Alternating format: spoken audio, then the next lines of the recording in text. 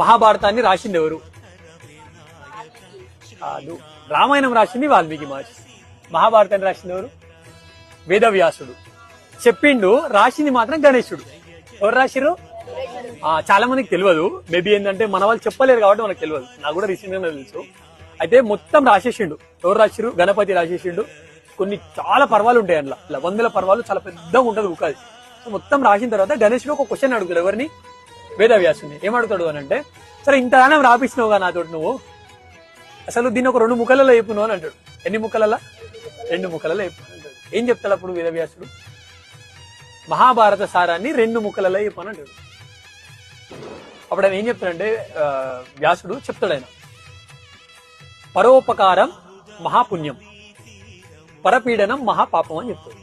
ఇదే మహాభారత సారం.